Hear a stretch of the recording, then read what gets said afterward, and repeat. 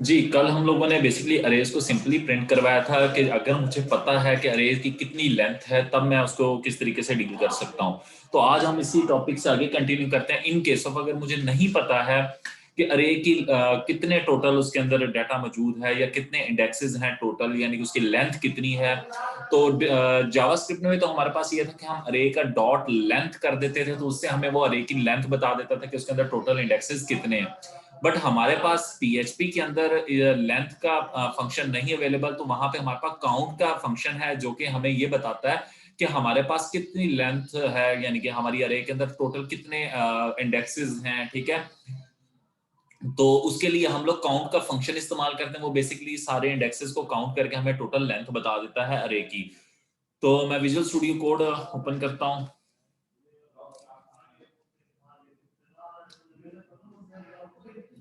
अच्छा जी, तो कल हम लोगों ने अरे को व्हेन हमें उसकी अरे की लेंथ पता होगी तो हम उसके जरिए कर सकते हैं। ठीक है, उसके जरिए डील किया था। आज हम लोग इसको ऑनवर्ड आगे देखते हैं। अब काउंट का फंक्शन कैसे वर्क करता है। काउंट का फंक्शन बेसिकली वर्क कैसे करता है कि हम लोग लिखते हैं काउंट, काउंट के पैरामीटर्स के अंदर अगर अरे का नाम बता दें आप। अरे का नाम हमारे पास क्या है, डॉलर साइन कस्टमर्स। तो वो क्या करवाएगा, इसको प्रिंट कर देगा। अगर आप लोग जनरली इसको देखना चाहते हैं, इको करवाना चाहें तो वो भी आप करवा सकते हैं। अब मैं सेपरेटली ना लेंथ,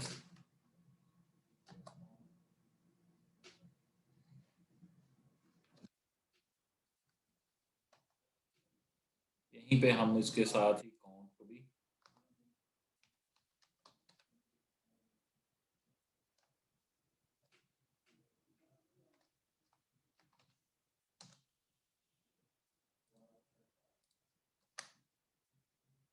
अब मैं जैम्प को, क्योंकि ये तो भी मैंने कोड किया है, उसके बाद मुझे जैम्प को रन करना है क्यों, ताकि मैं इस पेज को चला सकूं। उसके लिए मैं अपाचे को स्टार्ट करवा दूंगा और मैं गूगल क्रोम में लोकल होस्ट स्लैश टेक्निकल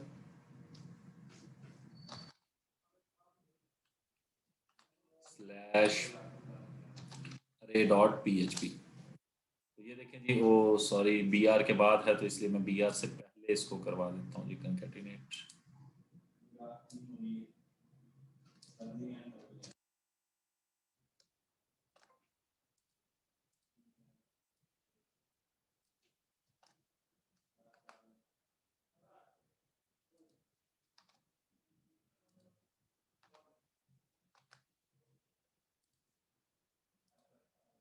ठीक है, आयशा फोर, राबिया फोर, ये फोर बेसिकली अगर तो लूप के अंदर है तो इसीलिए वो 4 टाइम्स प्रिंट हुई है।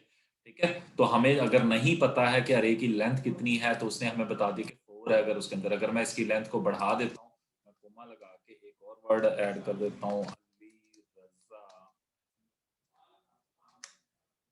तो ये मेरे पास लेंथ 5 होगी। और आप लोग देख सकते हैं। ठीक है, व्हेन मुझे उसकी लेंथ नहीं पता तो मैं अगर ये चाहता हूँ कि मुझे उसके इंडेक्सेस पता लग जाए, यानी टोटल लेंथ कितनी है, टोटल इंडेक्सेस कितने हैं, तो उसके लिए हमारे पास वेरिएबल है काउंट का अवेलेबल है। ठीक है, तो हम उसके जरिए काउंट के फंक्शन के जरिए हम लोग ये गेट कर सकते हैं कि उसकी लेंथ कितनी है और कितनी मतलब चलनी चाहिए।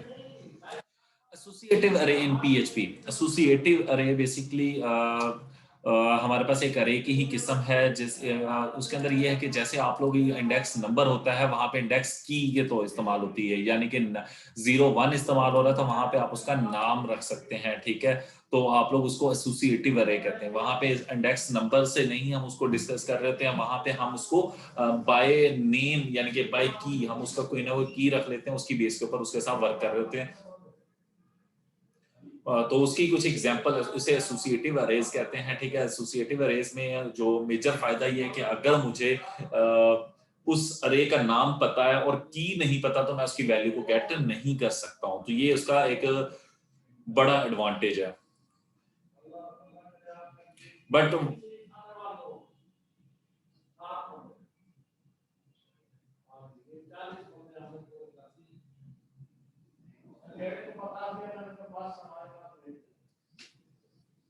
तो इसको हम लोग फॉर एग्जांपल हम इसी अरे को कन्वर्ट कर लेते हैं। ये मैं कोड है, मैं इसी को कन्वर्ट कर रहा हूँ, या एसोसिएटिव की मैं न्यू फाइल बना देता हूँ। फाइल का नाम रख रहा हूँ एसोसी, से मैंने उसका शॉर्ट फॉर्म कर ली ASS, एसोसिएटिव को रिप्रेजेंट करने के लिए अरे डॉट PHP। ये PHP की फाइल बन गई है, इसके अंदर मैंने PHP का टैग क्लोज कर ली फाइल, और इसके अंदर अब मैं सबसे पहले मैंने एक अरे बनाई, यानी कि मैंने उसका नाम रखा है full name $, full name equal अरे खाली छोड़ दिया, तो अब ये फुल नेम एज अरे एक बन चुकी है, ठीक है। फिर इसके अंदर फुल नेम डेविड के अंदर उसने ग्लिमर, निक, मसन, रॉजर, वाटर्स, रिचर्ड, राइट, ठीक है। तो ये कुछ उसने अरे बना दिए। और अगर हम इन्हें प्रिंट करवाते हैं, इको करवाएं, इको $, फुल नेम, और यहाँ पे हम अपनी फाइल को रन कर लेते हैं। नेक्स्ट फाइल पे local host slash technical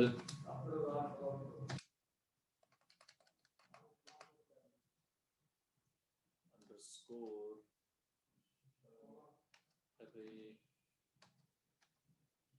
dot PHP।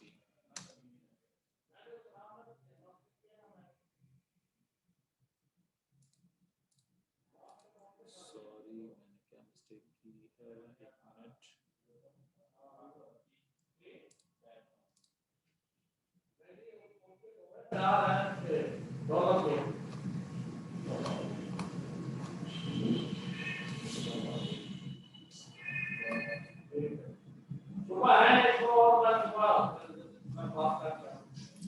हाँ, रेस को मैंने स्ट्रिंग में कन्वर्ट नहीं किया है, तो उसके लिए है कि हमें इनकी कीज भी साथ लगानी पड़ेंगी। और अगर मैं ऐसे कर दूं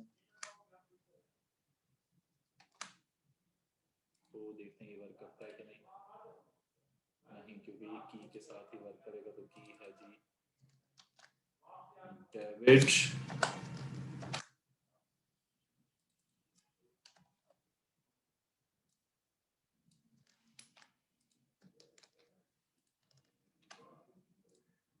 मैं कॉपी पेस्ट कर रहा हूँ ताकि जल्दी हो जाए।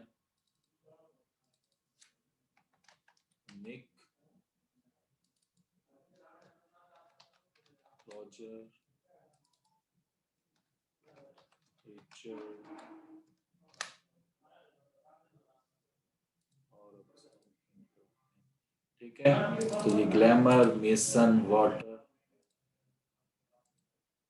और इनको कंकैटिनेट कर देते हैं जी हम लोग PR के टैग के साथ।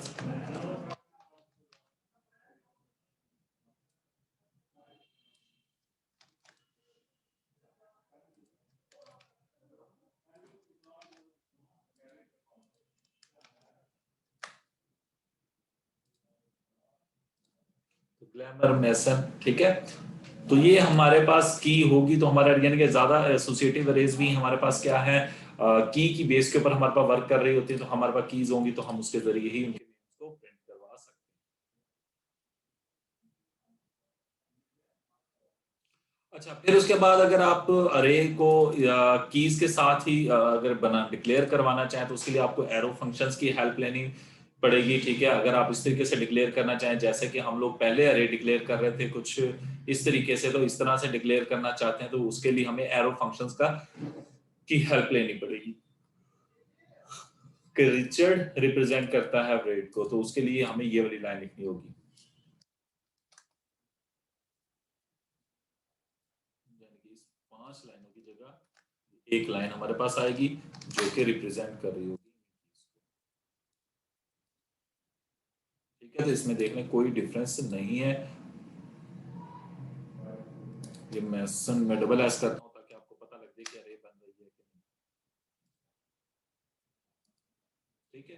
तो दोनों ही सिमिलर है, कोई खास इतना डिफरेंस नहीं है। जस्ट ओनली माइनर चेंजेस के साथ हम लोग अचीव कर सकते हैं कि हमारे पास किस तरीके से डील करेगा एसोसिएटिव अरे। बट एसोसिएटिव अरे के अंदर जो लास्ट चीज वो यही है कि हमारे पास की होना बहुत ज्यादा जरूरी है। अगर की है तभी हम उसके साथ वर्क कर सकते हैं, अदरवाइज वो डील नहीं करेगा। ठीक है जी, एसोसिएटिव अरे के बाद हम आगे चलते हैं।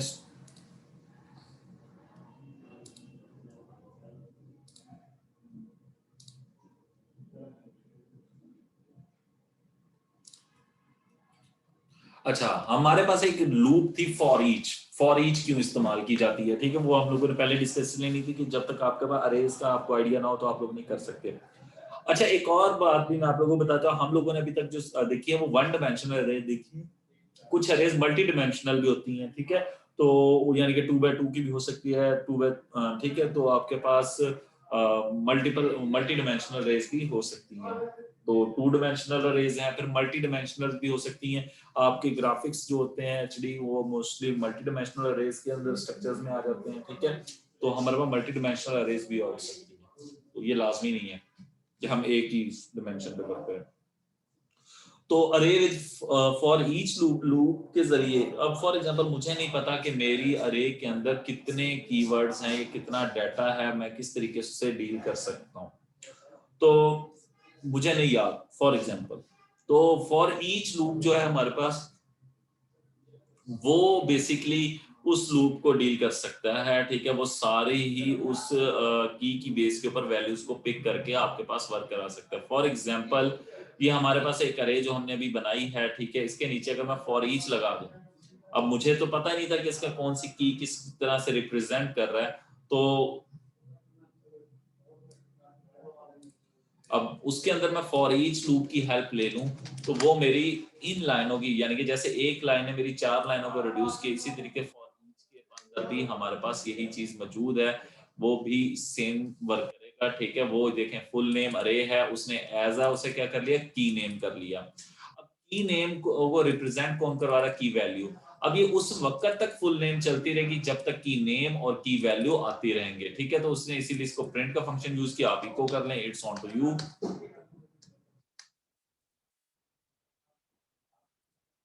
तो दोनों ही सिमिलर टास्क प्रोवाइड कर रहे हैं। ये देखें की equal David value equal to glamour. अब ये कंकैटिनेशन की वजह से इस तरह से वैल्यू अगर आप सिंपल भी अगर इसे प्रिंट करवाते तो यानी कि हम अगर ये सारा कोड जो है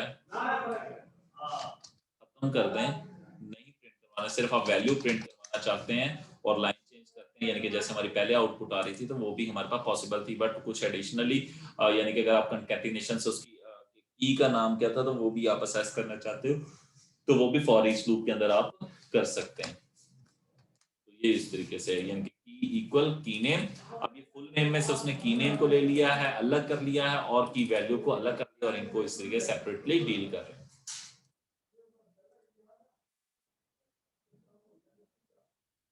अब आज का जो हमारा मेजर टॉपिक है वो है फंक्शन। फंक्शन हम लोगों ने लास्ट टाइम डिस्कस किए थे। फंक्शंस हमारे पास क्या है, अगेन मैं आप लोगों से क्वेश्चनिंग कर रहा हूँ तो चैट में मुझे जल्दी से बताएंगे व्हाट इज फंक्शन।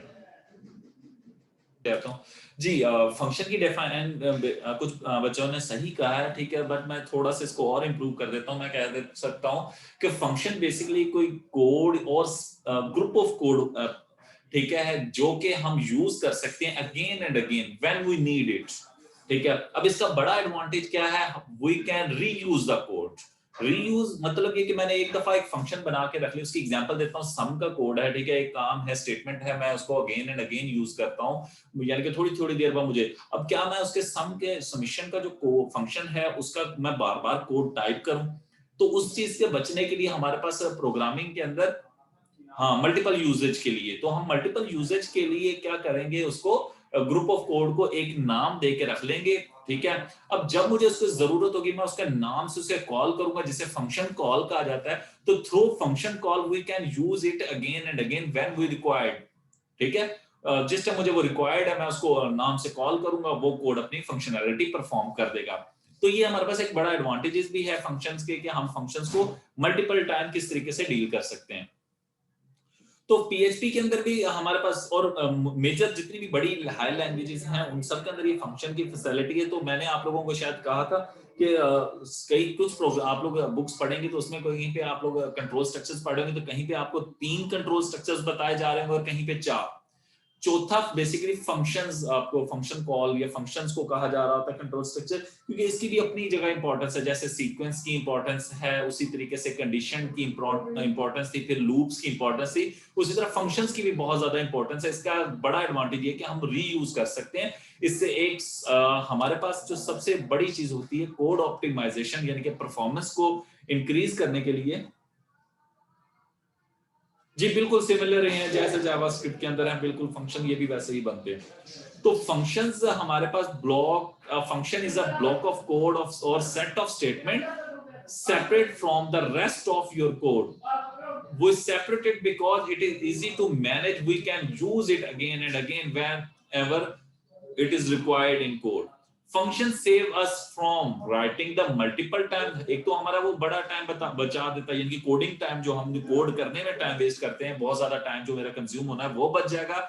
और दूसरा हमारे पास it a function will executed by call और टू द फंक्शन। और दूसरा ये हमारे पास कि इजी टू यूज हो जाए, इजी टू मैनेज हो जाता है। अब मैनेज इजी कैसे हो जाता है इन फ्यूचर? एग्जाम्पल दे रहा हूं मैंने, सम का एक विदाउट फंक्शन में काम कर रहा हूं, मैं इसकी एग्जाम्पल आपको दे रहा हूं। मैंने 10 लाइनें ऐसी हैं जो मुझे बार बार लिखनी पड़ती हैं, ठीक है, और वो मैंने समझ लो 100 मरतबा लिखी हैं। कोई बहुत बड़ा प्रोग्राम है उसके अंदर 100 मरतबा लिखी हैं, ठीक है। 10 लाइनें ऐसी हैं, कल को मुझे मेरा सीनियर कह देता यार उन लाइनों में ना ये चेंजेस करनी है, ठीक है, तो क्या मैं उन 10 लाइनों को ढूंढ ढूंढ के अगेन एंड अगेन चेंज करूं? क्योंकि मुझे तो ऑर्डर मिल गया, मैं 10 लाइनें वो ढूंढूंगा, उनको चेंज करूंगा, तो वो मेरा बहुत ज्यादा टाइम कंज्यूम होगा। अगर इन केस ऑफ मैंने फंक्शन बना के रखा होता, ठीक है, यानी कि 1000 जगह कॉल हो रहा है, कॉल नेम वही रहेगा, मैं उन 10 लाइनों में जो चेंजेस थी वो मैं चेंज कर दूंगा, वो यानी कि 10 लाइनें चेंज और फंक्शन के अंदर वो मेरे सारी जगह पे ऑटोमेटिकली चेंज हो जाएगी। तो मुझे मेरा टाइम, एक तो कोड करने में मेरा टाइम बच गया, और दूसरा मैनेज करते हुए बच गया, और तीसरा मेरी फाइल जो होगी वो ऑप्टिमाइज्ड होगी, क्योंकि वो कम स्पेस ऑक्युपाई करेगी बानिस्बत वो मेरे पास हर जगह सेपरेटली अगर मैं कोड लिखता हूं उसकी निस्बत, क्योंकि उससे परफॉर्मेंस इंक्रीज हो रही। तो परफॉर्मेंस भी हमारे सॉफ्टवेयर का ये डेवलपमेंट का एक बहुत बड़ा एक पार्ट है, उसको भी हम लोग मैनेज कर सकते हैं थ्रू ओवर कोड। तो फंक्शन हमारे लिए बहुत इंपॉर्टेंट है। अच्छा, अब फंक्शन को मैंने आपको पहले ही बताया, फंक्शन कॉल के जरिए हम लोग यूज करते हैं। अब पीएचपी के अंदर फंक्शन बनाने का तरीका क्या है? तो उसके लिए सिमिलर वे ही है जिस तरीके से जावास्क्रिप्ट का सिंटैक्स था कि फंक्शन कीवर्ड आगे फंक्शन का आप लोग नाम रखेंगे और उसके बाद एम्प्टी पैरामीटर्स देंगे। अगर आप कोई पैरामीटर्स नहीं रख रहे हैं, पैरामीटर्स क्या थे मैंने आप लोगों को बताया था कि अगर आप लोग किसी फंक्शन को कोई वैल्यू देना चाहते हैं तो वो हम पैरामीटर्स के जरिए देते हैं। तो एम्प्टी पैरामीटर्स इस्तेमाल होते हैं हमारे पास। अगर मैं कोई पैरामीटर नहीं रख रहा हूँ, कोई फंक्शन को वैल्यू नहीं देनी, तो उसके लिए आप लोग एम्प्टी पैरामीटर रखेंगे। और एम्प्टी पैरामीटर आपके पास ब्रेसेस हैं, ठीक है, एम्प्टी ब्रेसेस आप इस्तेमाल करेंगे। अगर आप उसके पैरामीटर्स को यूज करना चाहते हैं, ठीक है, तो फिर आप करेंगे। A function is declared with the keyword function. After the function name is declared any name that ends with the round brackets, आप उनको round brackets से end करेंगे। The code of executed goes between the curly brackets। और फिर आप उसका जो function की जितनी statements हैं वो आप curly brackets में एक statement है या एक से ज्यादा है, या कोई ग्रुप ऑफ या ब्लॉक ऑफ कॉल है, या किसी और फंक्शन को इस फंक्शन में कॉल देनी है, तो वो भी आप यहाँ पे परफॉर्म कर सकते हो। तो यहाँ पे एक सिंपल सा फंक्शन बना हुआ है शो का। फॉर एग्जांपल अगर मैं पीएचपी के अंदर यहाँ पे एक न्यू फाइल क्रिएट कर लेता हूँ, फंक्शन डॉट पीएचपी। तो सबसे पहले ये कि मैं पीएचपी के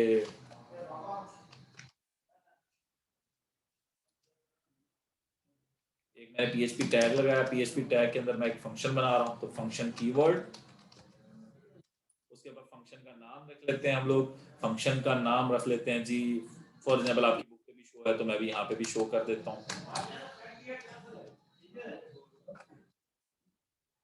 और अब इसके अंदर कोड मैं इको करवा देता हूँ, इको वेलकम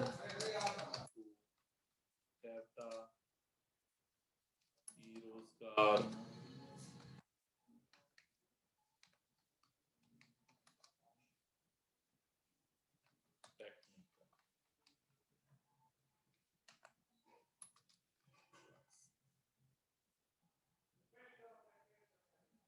तो इसके बाद मैं इसको, अब अगर मैं इस फंक्शन को, ये मैंने फंक्शन लिखा हुआ है, इको भी हो रहा है इसके, तो मैं इसको अगर इस फाइल को रन करता हूं, फाइल का नाम मैंने रखा है फंक्शन डॉट पीएचपी।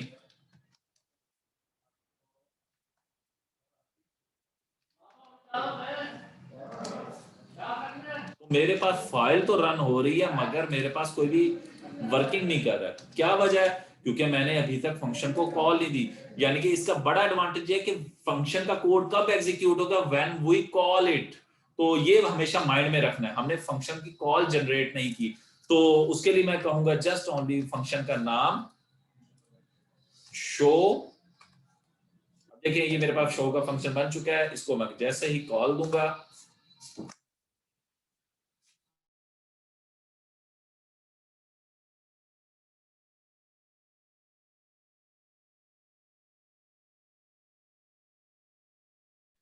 तो हम लोग फंक्शन को कॉल दे जनरेट अब दी है, और अब जाके अगर मैं अपनी फाइल को रन करवाता हूं तो ये देखिए मेरा कोड एग्जीक्यूट हो गया।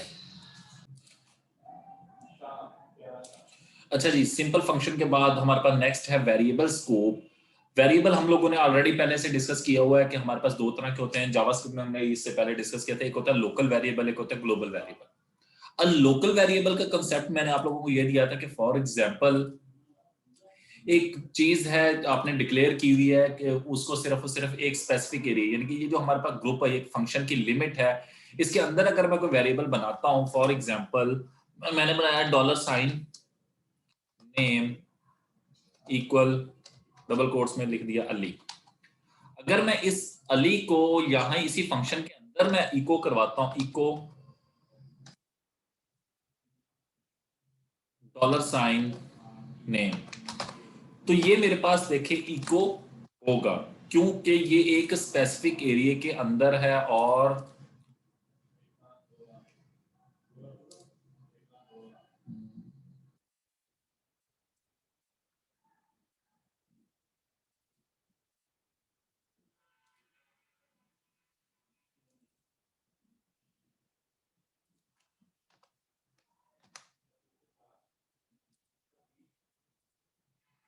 ठीक है, तो ये देखिए अली इको हो रहा है। बट अगर मैं इस इको को इस फंक्शन से बाहर यहां पे करवाता हूं, वेरिएबल मैंने फंक्शन के अंदर बनाया और इसको इको में बाद में करवा रहा हूं, तो क्या होगा, ये वर्क नहीं करेगा और उसने एरर दे दिया है। लाइन नंबर 8 के ऊपर एरर है, लाइन नंबर 8 के ऊपर जाता हूं, मेरे पास एरर है। क्यों? क्योंकि ये वाला वेरिएबल एग्जिस्ट ही नहीं करता और मैं उसको इको करवाने की कोशिश कर रहा हूं। क्योंकि वो फंक्शन, उसकी जो बाउंड्री है वो उसी फंक्शन के अंदर बना और अंदर ही डिस्पोज हो जाएगा। यानी कि उस फंक्शन, उसकी एग्जांपल जनरल अगर कहें कि कोई चीज अगर उसको किसी स्पेसिफिक एरिया की है तो वहीं पे जाना जाता है, ठीक है, तो बाहर इसे कोई नहीं जानता होगा। तो वही चीज है कि उस एरिया से, बाउंड्री से जब वो बाहर जाता है तो वो अननोन हो जाता है, और अननोन चीज को वो एक्सेप्ट पीएचपी नहीं करती, तो वहां पे वो एरर जनरेट कर रहा है। तो अगर यही अगर वेरिएबल मेरा बना होता है इस फंक्शन से बाहर और फिर इसको मैं असेस करता हूं, तो ये अपनी फंक्शनैलिटी परफॉर्म कर रहा है। और अगर मैं इसको इवन के फंक्शन के अंदर प्रिंट करवाता हूं तब भी ये वर्क करता है।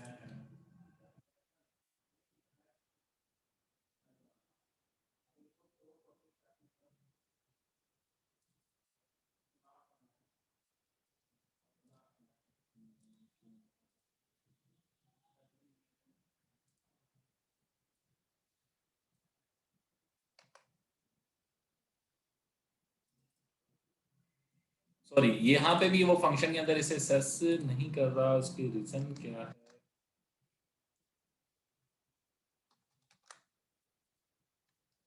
इसको ग्लोबल्स करना पड़ेगा, ठीक है, ग्लोबल्स करेंगे तब ये होगा। अभी ये लोकल ही है,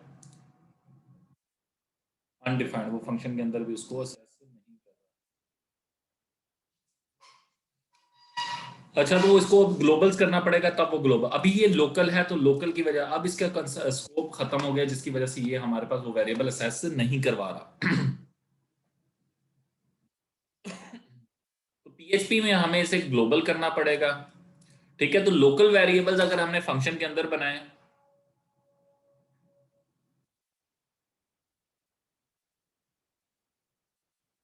जी नमाज का टाइम हो गया तो आप लोग नमाज ब्रेक कर लें। जी, ब्रेक से पहले मैंने आपको दिखाया कि हमारे पास वो लोकल वेरिएबल थे, बेसिकली हम जो बना रहे थे, ठीक है, तो वो आपके पास एरर देता था क्योंकि वो अनडिफाइंड का एरर आ जाता है हमारे पास, ठीक है। तो उसके लिए ग्लोबल वेरिएबल बनाने का तरीका क्या है? उसका तरीका ये है कि वेरिएबल जो बनाया है उसके साथ उसे बताना पड़ेगा हमें कि ये ग्लोबल है, ठीक है, फिर उसके बाद उसको आप यूज करें तो वो हमारे पास यूज के लिए रेडी होगा। फॉर एग्जाम्पल, जैसे कि ये नेम का वेरिएबल है और मैं इसको इको करवा रहा था इस फंक्शन के अंदर, तो ये इको नहीं हो रहा था, तो उसके लिए मुझे करना ये होगा, यानी कि मैं ये इको जो करने की कोशिश कर रहा था, इको $नेम। तो अगर मैं इस फाइल को अगेन रन करके दिखा देता हूँ कि एरर हमारे पास जो देगा, ठीक है, तो ये देखिए मैं इसको रन करता हूँ तो ये मेरे पास एरर ही दे रहा है। क्यों?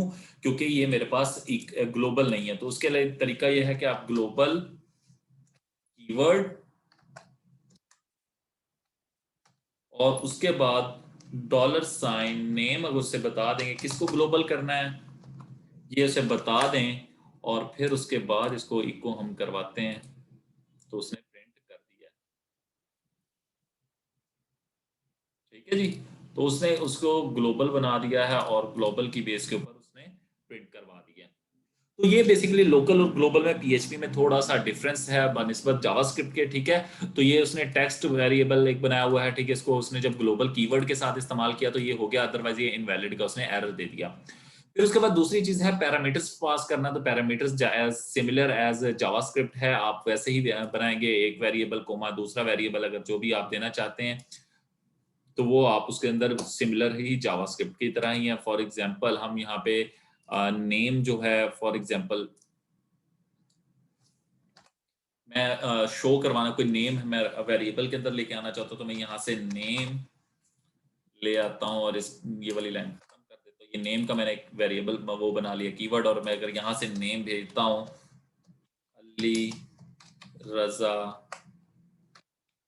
तो ये उसे शो करवा देगा। बेसिकली ये अपने पास एक्यूरेट वैल्यू फंक्शनैलिटी परफॉर्म करेगा। ठीक है, तो ये देखें अली रजा प्रिंट हो गया। तो ये बेसिकली हमारे पास हमने यहाँ पे एक पैरामीटर, आप एक से ज्यादा पैरा, यानी कि फर्स्ट नेम कोमा $, नेम यानी कि फादर नेम के लिए मैं कर रहा हूँ, तो आप इसको भी ऊपर वाले सेंटेंस को ही मॉडिफाई करता हूँ। जस्ट अ मिनट, मैं कह देता हूँ वेलकम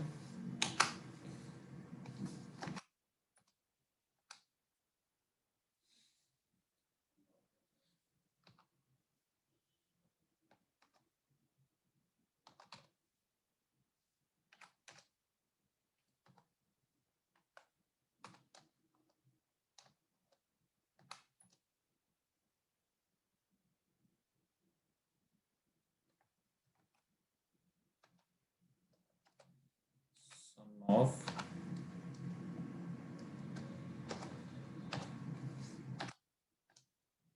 हम यहाँ से फादर नेम भेज देते हैं।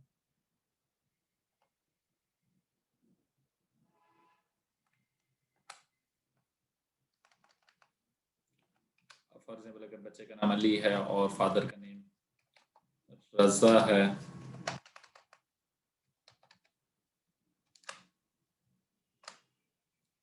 ये देखिए जी, मैंने अब हमने कहा था कि हम पैरामीटर्स क्यों यूज करते हैं। अगर मैं किसी फंक्शन के अंदर फंक्शन को हम पैरामीटर्स को वैल्यू देना चाहते हैं, ठीक है, तो उसके लिए हम लोग क्या करते हैं, फंक्शन को वैल्यूज दे देते हैं थ्रू पैरामीटर्स। तो ये फंक्शन को मैं वैल्यूज पास की, तो पहला पैरामीटर नेम और दूसरा फादर नेम मैंने भेजूंगा, तो ये उसको शो करवा दे। तो वेलकम अली सन ऑफ रजा, तो ये जैसे मैंने स्ट्रिंग अपनी लिखी है वैसे ही आ गई है। तो उसके लिए मैं स्पेस यहाँ पे लाना चाहता हूँ, तो मैं उसको कंकैटिनेशन के पहले स्पेस दे दूंगा। ठीक है, तो इट्स ऑन टू अस कि हम उसको किस तरीके से मैनेज करते हैं पीएचपी के कोड को। तो आप लोग इनसे डिफरेंट एक्शन परफॉर्म कर सकते हैं। जो भी आप उनसे वैल्यूज लेके कुछ सम का ऑपरेशन करवाना चाहे तो आप न्यूमेरिक फॉर्म के अंदर डाटा भेज देंगे, ठीक है, तो उसको न्यूमेरिकली सम करके आप उसको शो करवाना चाहे तो वो भी पॉसिबल है। ट्राई की आपकी एग्जांपल जो यहाँ पे कोड में मौजूद है। तो बेसिकली हम लोग पैरामीटर्स क्यों इस्तेमाल करते हैं, पैरामीटर्स इस्तेमाल करने का वजह क्या है, वो हम लोग इसलिए इस्तेमाल करते हैं ताकि उनको फर्दर प्रोसेस किया जा सके। उस इंफॉर्मेशन के ऊपर कोई भी प्रोसेसिंग परफॉर्म करना चाहते हैं तो वो परफॉर्म कर सकें। अब थोड़ी सी हम थ्योरी को रीड कर लेते हैं। अब पीएचपी फंक्शन पैरामीटर्स और argument is a variable use to pass information to the function, यानी कि फंक्शन को कोई वैल्यूज देने के लिए, पास करने के लिए आप लोग क्या इस्तेमाल करते हैं, आर्गुमेंट्स और पैरामीटर्स। ठीक है, जो कि हम फंक्शन के आउटसाइड से फंक्शन को भेजते हैं। An argument parameter is declared between the round brackets और फंक्शन, ये देखिए राउंड ब्रैकेट के अंदर ही आप लोग इन्हें देते हैं। They can carry any text number और अरे, और ये लाजमी नहीं है कि सिंपल एक ही किस्म का डाटा लेके जाए। जितने भी हम लोग वेरिएबल्स की टाइप्स हैं उन सारों को इसके अंदर यूज कर सकते हैं। रेज भी हम इस्तेमाल कर सकते हैं। ठीक है, तो ये सारी ऑब्जेक्ट वगैरह सारी फॉर्म्स को ही एज अ पैरामीटर हम सेंड कर सकते हैं। तो ये एक आपके पास टू वेरिएबल्स को जमा करने का जो यानी कि ऐड का या सम का जिस तरीके के आप लोग अपने पास यूज करते हैं, तो ये फंक्शन यहाँ पे इस्तेमाल किया जा सकते हैं। ठीक है, तो हम लोग उनको वैल्यू पास करके उनके ऊपर ऑपरेशन परफॉर्म कर सकते हैं। फर्दर प्रोसेसिंग के लिए हम लोग पैरामीटर्स पास करेंगे।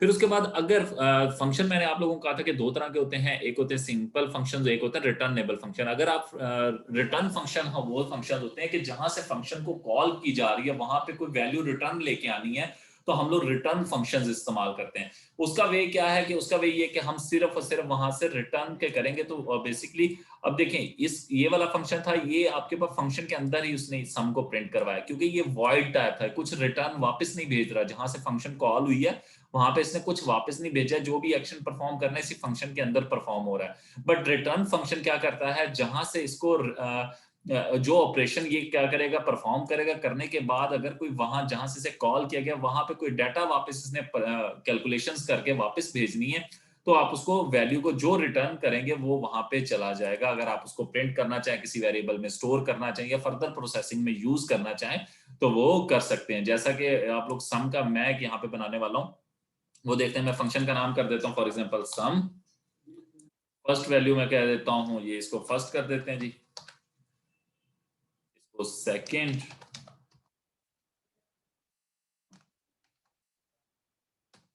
या बल्कि हम ऐसा करते हैं, हम बना लेते हैं परसेंटेज का। तो परसेंटेज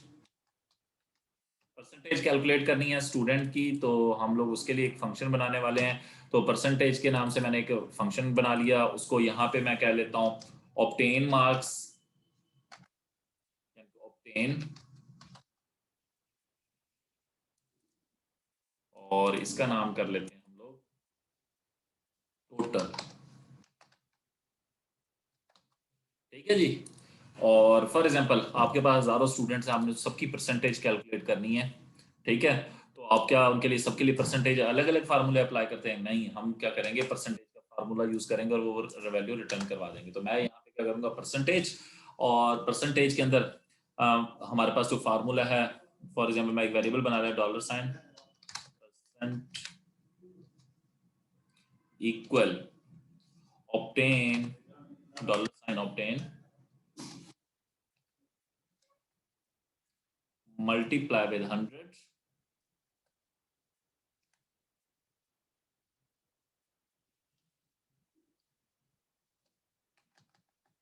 और डिवाइडेड बाय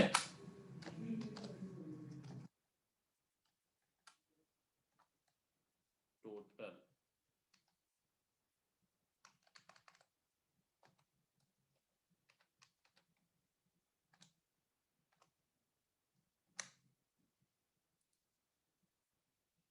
और इसको रिटर्न करवा देता हूं मैं डॉलर साइन परसेंट। अब फॉर एग्जांपल मैंने कॉल दी, ठीक है जी, फंक्शन मेरे का नाम है परसेंटेज, तो मैं इको करवा लेता हूँ रिजल्ट को, मैं इसको फंक्शन को कॉल देता हूँ परसेंटेज। परसेंटेज को मैं क्या दूंगा, ऑब्टेन मार्क्स, फॉर एग्जांपल जी मेरे आगे मार्क्स 45, अब कितने में से, ठीक है, तो वो मैं कह देता हूँ 60 में से। तो ये मुझे उसकी वैल्यू को प्रिंट करवा देता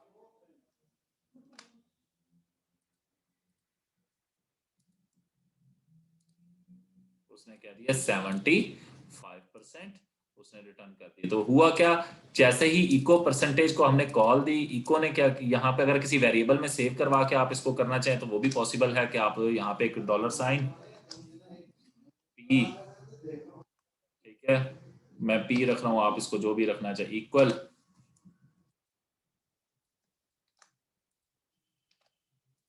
यहाँ पे इको किसको करवा देंगे हम, पी को। तो ये दोनों ही सिमिलर ही आउटपुट देंगी। यहाँ पे नंबर चेंज करते हैं हम,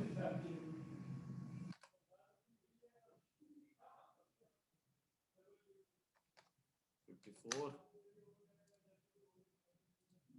90%। तो ये सिस्टम ऑटोमेटिकली कैलकुलेट करेगा, ठीक है। जस्ट जब मुझे जरूरत होगी परसेंटेज कैलकुलेट की, मैं उसे वैल्यू भेजूंगा, वो जो भी सोल्यूशन होगा उसको कन्वर्ट करके मुझे वापस रिटर्न पी में भेज देगा। अगर आप किसी और वेरिएबल में सेव करेंगे तो उसमें सेव कर देगा, अगर आप डायरेक्ट इको करवाना चाहेंगे तो डायरेक्ट इको कर देगा। इट्स ऑन टू यू, आप उसको किस तरीके से फर्दर यूज करते हो। तो बेसिकली परसेंटेज क्या कर रहा है, वैल्यू ऑब्टेन और मल्टीप्लाई 100 और डिवाइडेड बाय टोटल कर देता है, और वो आपको रिजल्ट उसका रिटर्न कर रहा है। तो रिटर्न फंक्शंस के भी हमें एडवांटेज ज्यादा हैं, ठीक है। जैसे कि आप लोग यूज कर रहे थे सम का फार्मूला एक्सेल के अंदर, तो वहां पे भी क्या करता है, सम उसको कैलकुलेट करने के बाद जो रिजल्ट बनता है उन सेल्स का, वो आपको रिटर्न बैक कर देता है। तो इसी तरीके से आप उसको फर्दर आगे प्रोसेसिंग में इस्तेमाल कर लेते हो। तो फॉर एग्जाम्पल अगर परसेंटेज कैलकुलेट करने के बाद आप लोग इसके ऊपर, आप पी के ऊपर लगा देते हो, स्विच लगा देते हो कि आपका ग्रेड कौन सा बना है, तो ये भी पॉसिबल है।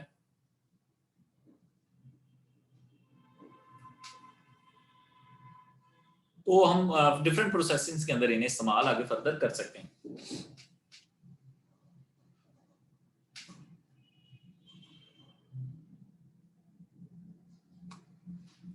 तो आज की अब आप लोगों की असाइनमेंट क्या है, वो असाइनमेंट अपनी सुन लें।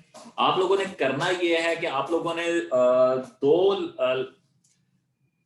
टेक्स्ट बॉक्सेस लगाने हैं। एक होगा ऑब्टेन मार्क्स का, वहां पे मेंशन करना है, और एक होगा टेक्स्ट बॉक्स आपका टोटल मार्क्स का। आप लोग वहां पे एंटर करेंगे, बटन प्रेस करेंगे, वो आपकी परसेंटेज भी कैलकुलेट, और यूजिंग पैरामीटर्स आप लोगों ने करने हैं, ठीक है। फिर वो फंक्शंस को इस्तेमाल करके आपने पैरामीटर्स के साथ करना है, आप उसकी परसेंटेज कैलकुलेट करेंगे और उसका ग्रेड शो करवाएंगे।